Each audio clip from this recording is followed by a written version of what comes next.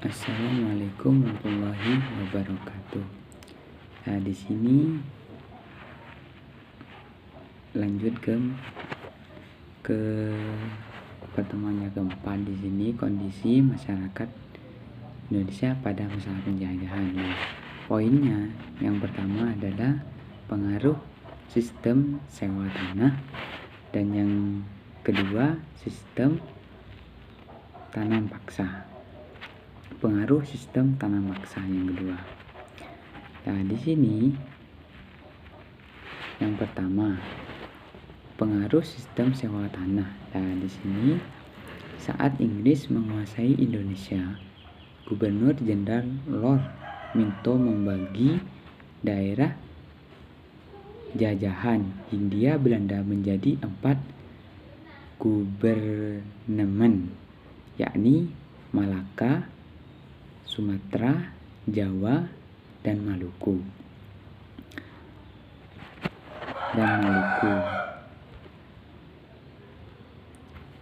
Lord Minto selanjutnya menyerahkan tanggung jawab kekuasaan atas seluruh wilayah itu kepada Letnan Gubernur Thomas Stamford Raffles. Daerah jajahan Hindia Belanda menjadi 4 gubernur, yaitu Malaka, Sumatera, Jawa, dan Maluku. Nah, selanjutnya menyerahkan tanggung jawab kekuasaan atas seluruh wilayah Indonesia kepada Letnan Gubernur Thomas Stamford Raffles. Salah satu kebijakan terkenal pada masa Raffles adalah sistem sewa tanah atau kebijakan atau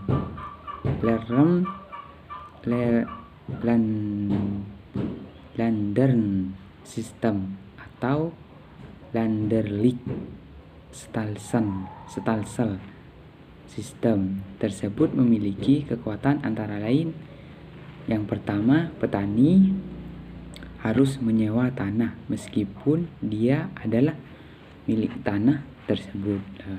Dan yang kedua di sini, harga sewa tanah tergantung kepada kondisi tanah. Yang ketiga, pembayaran sewa tanah dilakukan dengan uang tunai. Dan yang keempat, bagi yang tidak memiliki tanah dikenakan pajak kepala.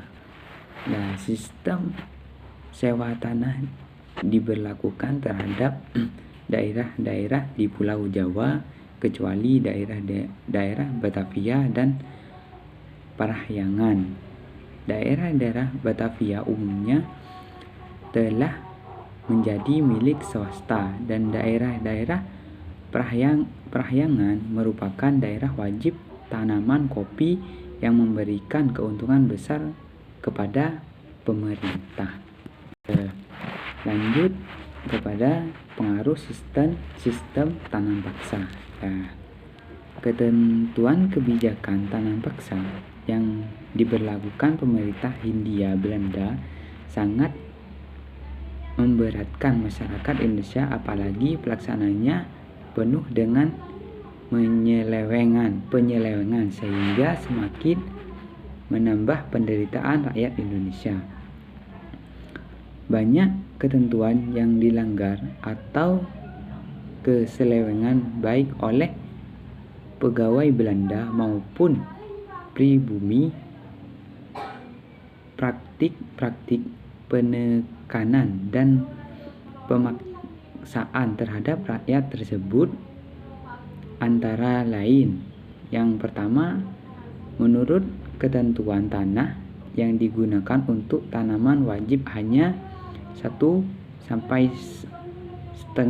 dari tanah yang dimiliki rakyat, namun kenyataannya selalu lebih, bahkan sampai setengah bagian dari tanah yang dimiliki rakyat.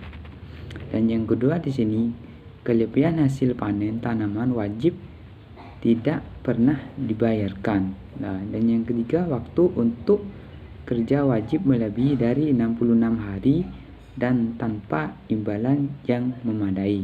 Dan yang keempat di sini, tanah yang digunakan untuk tanaman wajib tetap dikenakan pajak. Ya, mungkin itu yang dapat saya jelaskan untuk pertemuan yang keempat. Kurang lebihnya mohon maaf. Wassalamualaikum warahmatullahi wabarakatuh.